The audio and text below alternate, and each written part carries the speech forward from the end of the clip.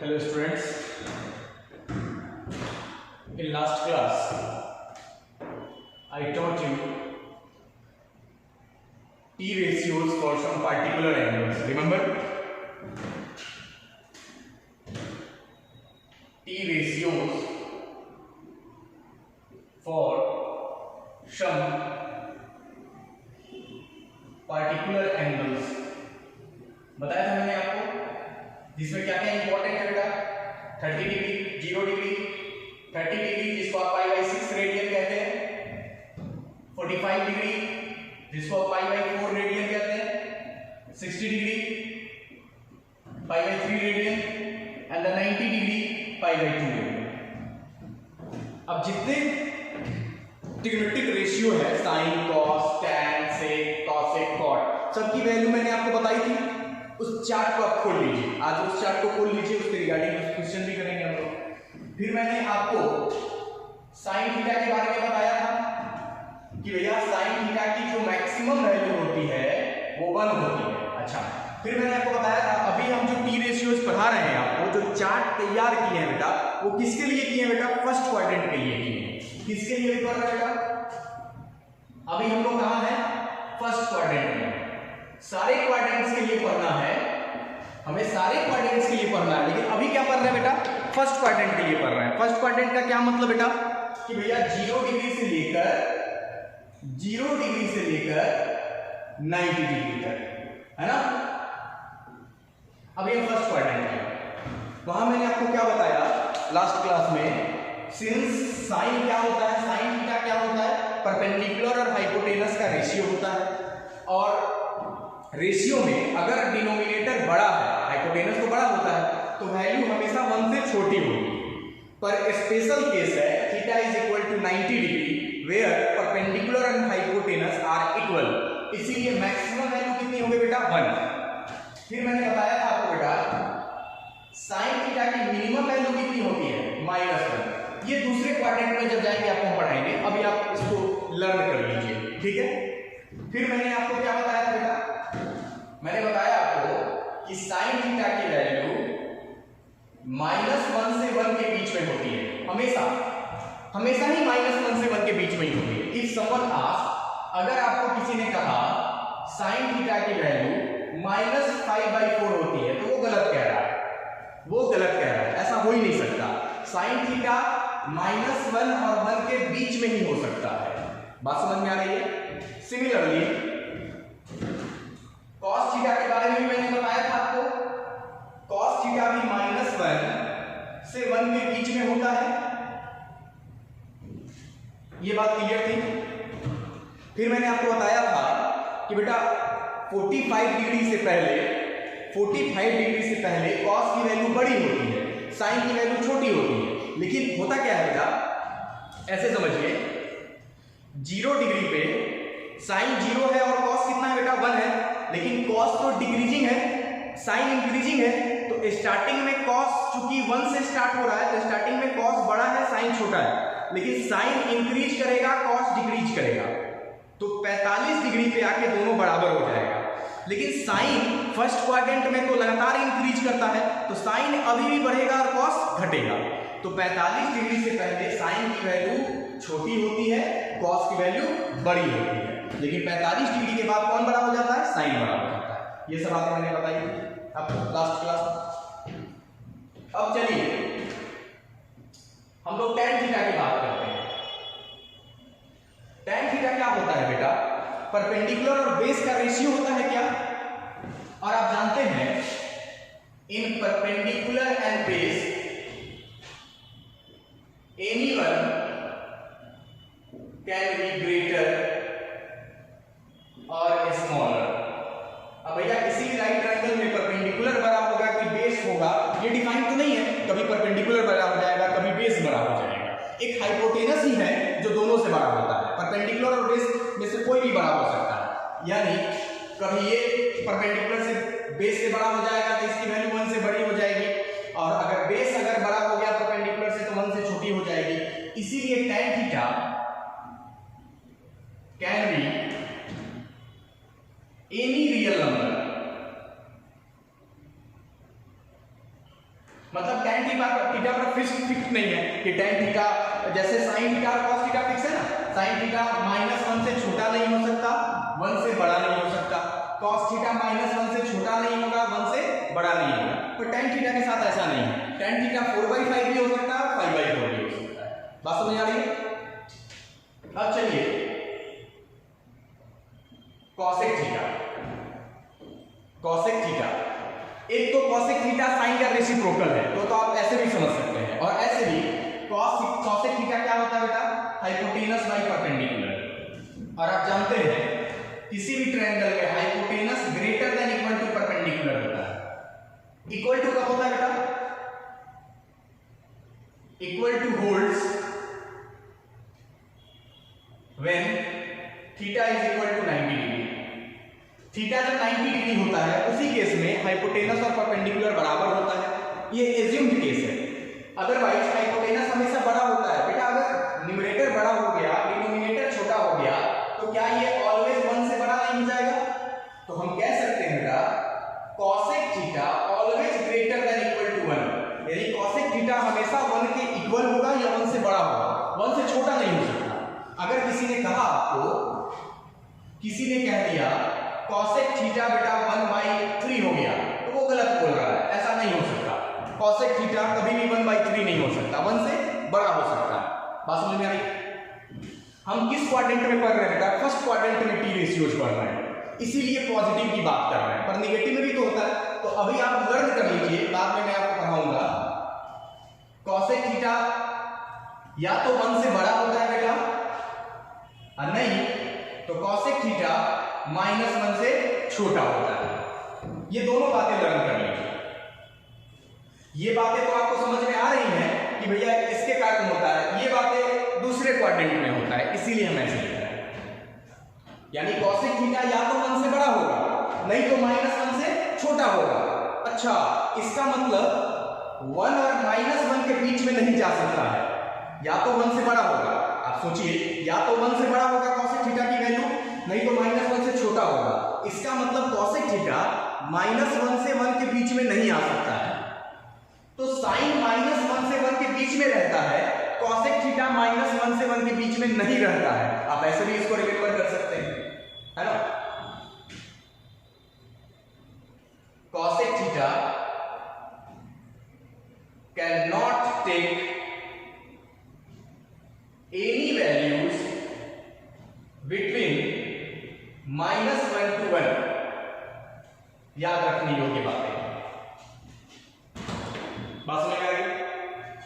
Same sec theta भी होता है बेटा।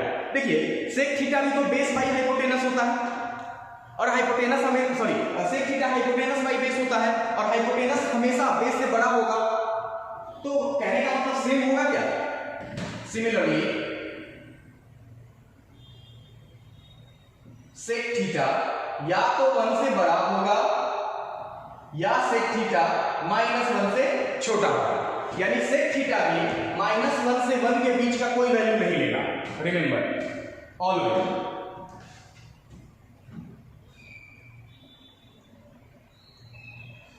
फिर आप कहेंगे cot थीटा के बारे में बताइए, तो भैया cot थीटा भी तो बेस बाई परपेंडिकुलर होता है।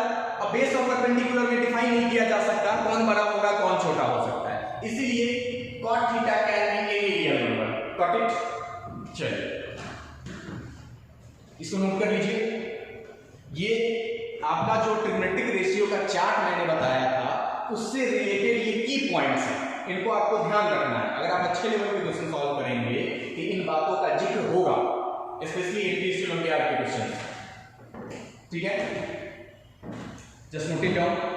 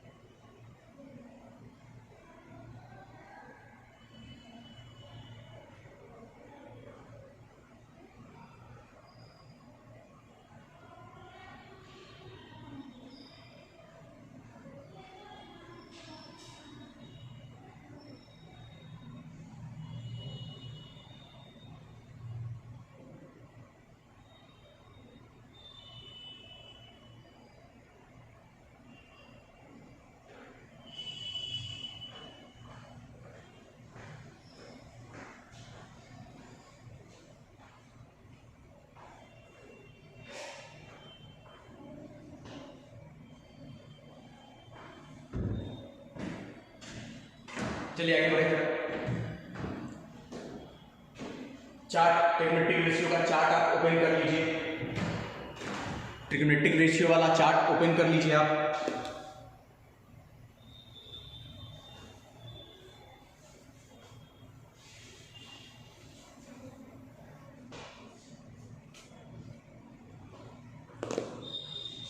सारी वैल्यूज आपके माइंड में होनी चाहिए।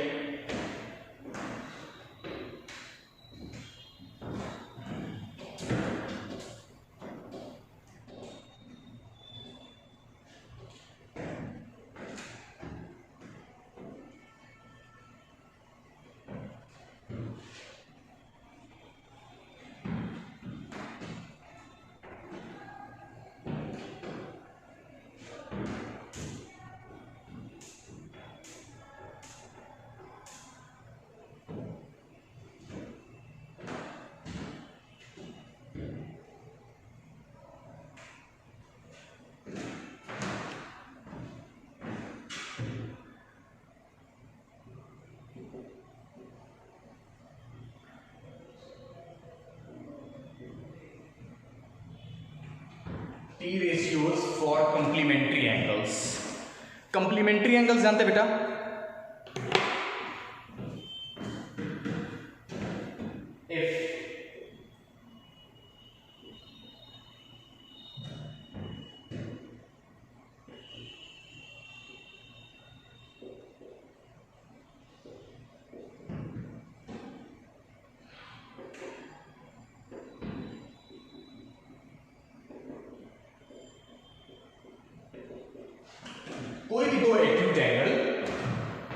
कोई भी दो एक्यूट एंगल जिनका समेशन π/2 हो, π/2 रेडियन, π/2 रेडियन किसको कहते हैं बेटा? 90 डिग्री को। For example 30 degree and 60 degree are complementary pair.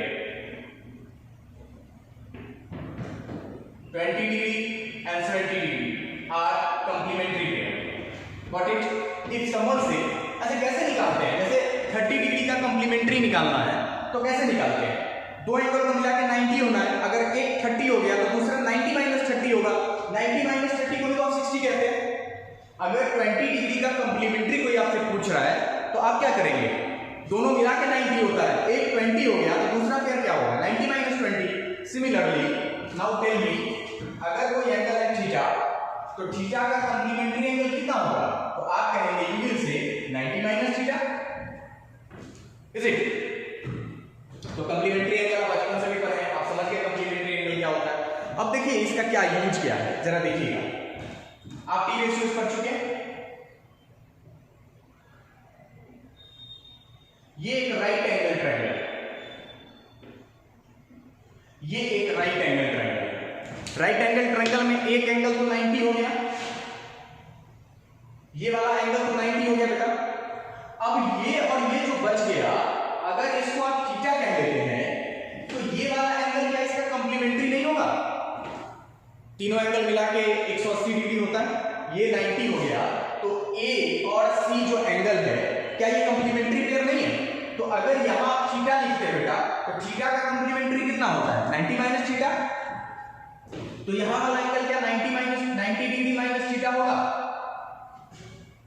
अब एक बात बताइए, हाइपोटेनस तो फिक्स्ड होता है 90 डिग्री वाले, 90 डिग्री वर्टेक्स के सामने वाले साइड को हाइपोटेनस आप कहते हैं, लेकिन बेस और परपेंडिकुलर तो फिक्स्ड नहीं होता है।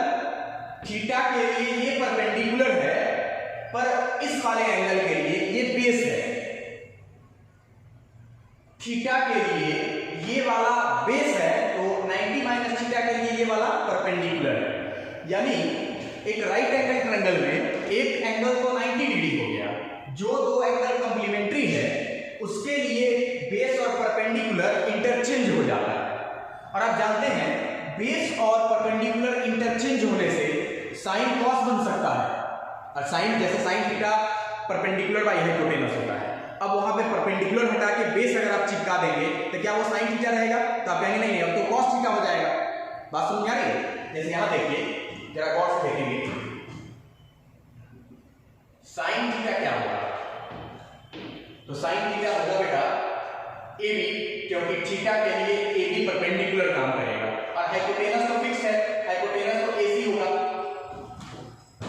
लेकिन अगर आप इस एंगल के लिए जरा कॉस, जो भी एंगल है, कितना एंगल है यहाँ पर, इसको अगर मन हो तो आप इसको कुछ कह दीजिए। अगर आपको 90 माइनस थीटा बोलने में दिक्कत है तो आप उसको कुछ और एंगल कह दीजिए, पर उसकी वैल्यू तो 90 माइनस थीटा ही रहेगी। तो cos फाई, इसको फाई करते हैं बेटा, या cos 90 माइनस थीटा। तो भैया cos के लिए तो बेस बाई हाइपोटेनस होता है, तो इस एंगल के लिए ये वाला बेस है क्या?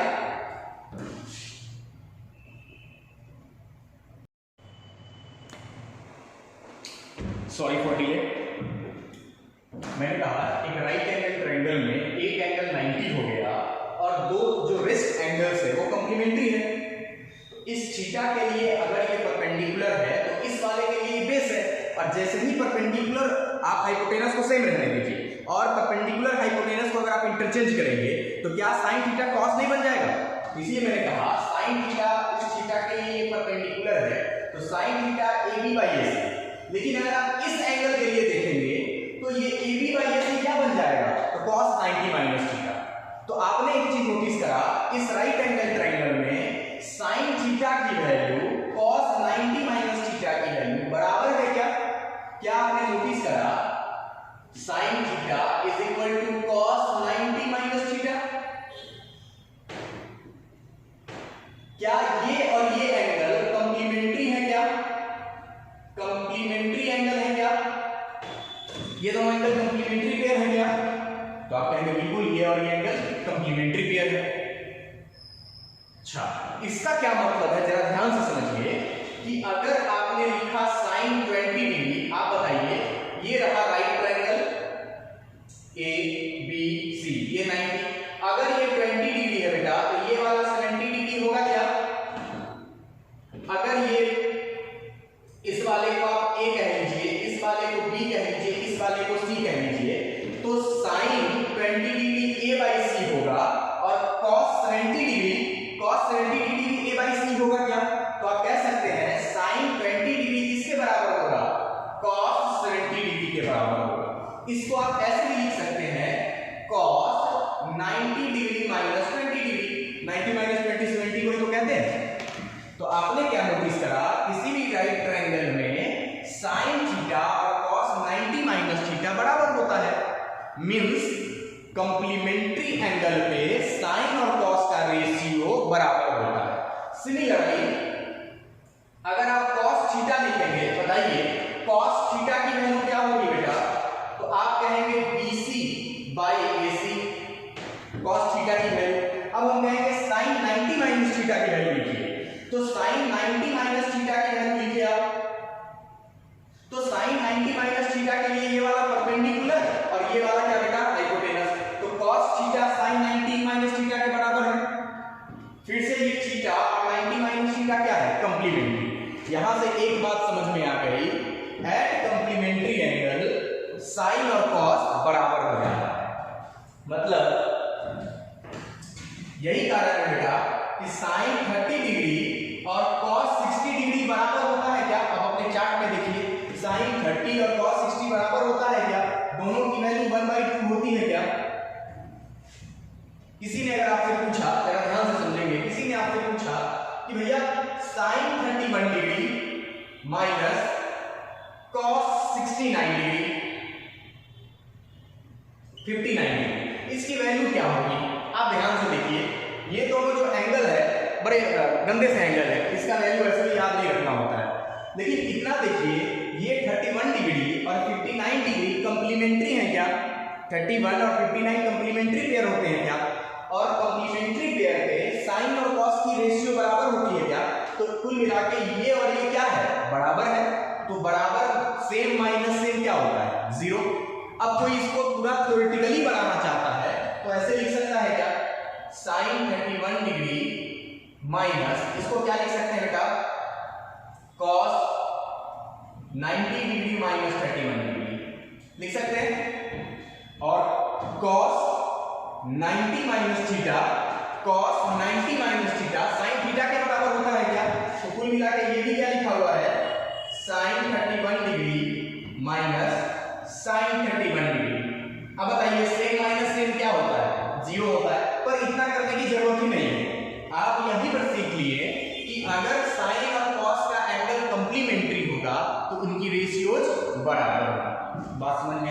नोट कर लीजिए इसको। I hope this is clear all of you. आगे बढ़े, चलिए आगे बढ़ते हैं।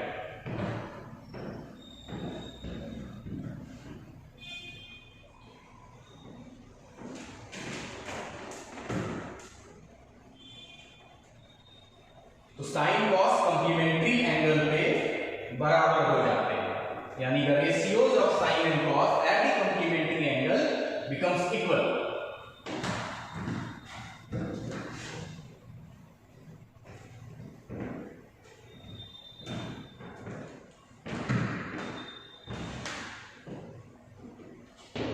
Now, sec theta in this right triangle, sec theta की वैल्यू बताइए। तो आप कहेंगे sec theta क्या होगा? हाइपोटेनस। तो हाइपोटेनस तो इसके लिए फिक्स्ड है अपॉन बेस। इस थीटा के लिए ये BC बेस है क्या? अच्छा, अब आप क्या कीजिए, इस एंगल का कॉसेक निकालिए। Cosec 90 degree minus theta. तो कॉसेक क्या होता है बेटा? हाइपोटेनस और परपेंडिकुलर का रेशियो। तो हाइपोटेनस तो फिक्स्ड है, अब इस 90 माइनस थीटा के लिए ये वाला BC परपेंडिकुलर है क्या? अब देखिए क्या सेक थीटा भी AC by BC, cosec 90 minus theta भी AC बाई BC, यानी हम लोग कह सकते हैं sec theta is equal to cosec 90 degree minus theta. और सिमिलरली आप ये भी कह सकते हैं cosec theta is equal to sec 90 minus theta. मतलब ये कि जिस तरह कंप्लीमेंट्री एंगल पे साइन और कॉस का रेशियो बराबर होता है, in the very same manner complementary angle पे सेक और कॉसेक का रेशियो बराबर होगा। फॉर एग्जांपल, अगर किसी ने आपसे पूछा sec 25 degree upon cosec 65 degree की वैल्यू बताइए। आप देखिए कौन कौन टी रेशियो इस्तेमाल हो रहा है? sec और cosec। क्या ये जो एंगल्स हैं कंप्लीमेंट्री हैं? तो इसका मतलब ये और ये बराबर है। अभी आपने पढ़ा कि sec और cosec कंप्लीमेंट्री एंगल पे बराबर हो जाता है, और 25 डिग्री का कंप्लीमेंट्री कितना होता है? 65। इट मींस ये दोनों वैल्यू बराबर है। तो बराबर बाई बराबर क्या होता है बेटा? 1। कोई चाहे तो सब्जेक्टिवली भी सॉल्व कर सकता है। कैसे कर सकता है? देखिए, इसको लिख सकता है क्या? 90 माइनस 65 डिग्री। भैया 25 डिग्री को तो लिख ही सकते हैं 90 माइनस 65।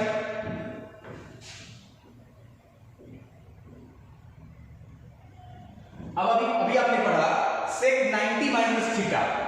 sec 90 माइनस थीटा क्या बन जाता है बेटा? cosec थीटा बनता है। तो ये क्या बन जाएगा? cosec 65 degree. और नीचे भी कितना है बेटा? cosec 65 degree. कट कर कितना हो जाएगा बेटा? ये 1 बन जाएगा। पर इतने करने की जरूरत क्या है? आपको बस ये पता होना चाहिए, अगर एंगल कंप्लीमेंट्री है तो sec थीटा और cosec 90 माइनस थीटा बराबर होगा। ठीक है, I hope this is clear. आगे प्रोसीड करेगा। चलिए आगे प्रोसीड करते हैं।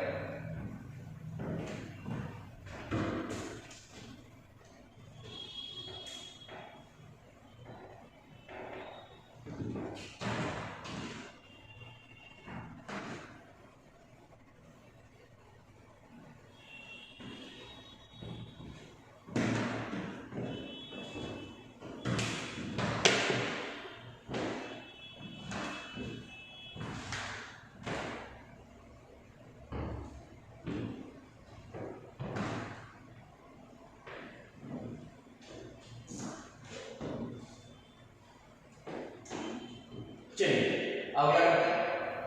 tan थीटा निकालते हैं। tan थीटा, tan थीटा क्या होता है? Perpendicular by base. अब इस एंगल के लिए आप cot निकालिए। cot 90 minus theta. cot क्या होता है बेटा? Base by perpendicular. इसके लिए बेस कौन होगा? इसके लिए बेस कौन होगा? AB। और परपेंडिकुलर कौन होगा? क्या ये दोनों बराबर है क्या? tan थीटा की value AB by BC, cot 90 minus theta जो कि थीटा का कंप्लीमेंट्री है उसकी भी ratio A B by B C. So we can say tan theta is equal to cot 90 minus theta. Means फिर से आप समझ गए कि अगर tan और cot का एंगल कंप्लीमेंट्री है तो उनका रेशियोज बराबर होगा।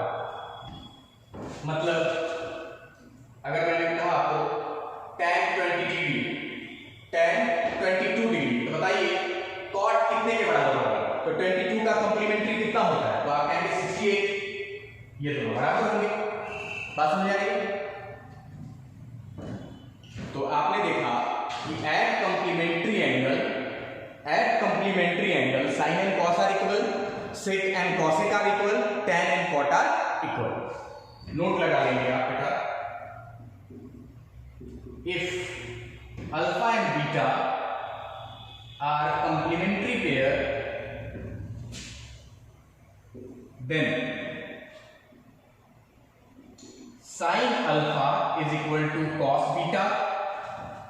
बेटा ये बीटा नहीं है, ये क्या है? एक्चुअली नाम बस बीटा दिया गया है। ये एक्चुअली में क्या है? 90 माइनस अल्फा है, क्योंकि अगर अल्फा और बीटा कंप्लीमेंट्री है मतलब alpha plus beta is equal to 90 degree, तो beta is equal to 90 minus alpha, है ना? बस ये लिखने के तौर पे रहने। Similarly sec alpha is equal to cosec beta and tan alpha is equal to cot beta. Complementary angle पे sin cos बराबर होते हैं, sec cosec बराबर होते हैं, tan और cot बराबर होता है। Got it? Note it down.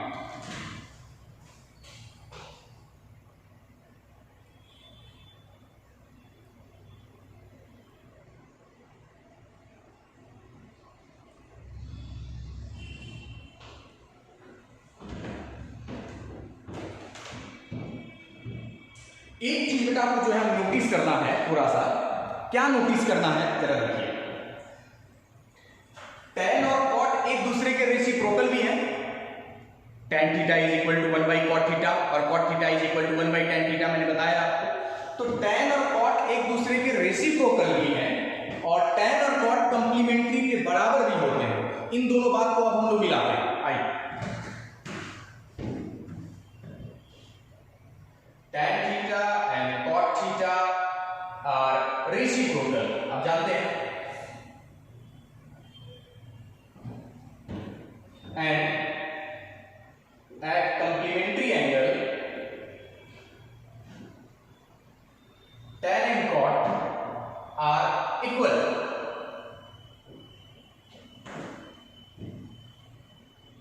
जैसे tan 60 डिग्री इंटू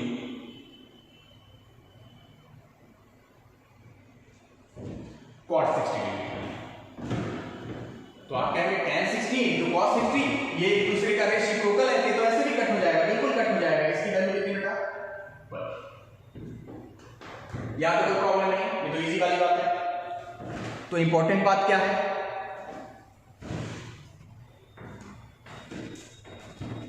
यहां देखिए,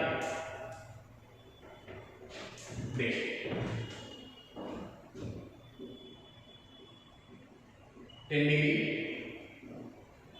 20 डिग्री, tan 80 डिग्री, tan।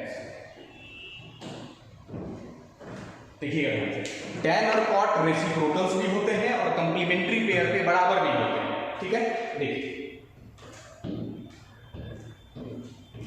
आपको कंप्लीमेंट्री एंगल बनता दिख रहा है। 10 है तो 80 भी है और 20 है तो 70 भी है। तो आपको एक बात तो समझ में आना चाहिए कि कंप्लीमेंट्री एंगल यूज होगा, लेकिन केवल 10 ही है। अब देखिए कैसे देखते हैं, इसको ऐसे ही रहने दीजिए, tan 10 डिग्री।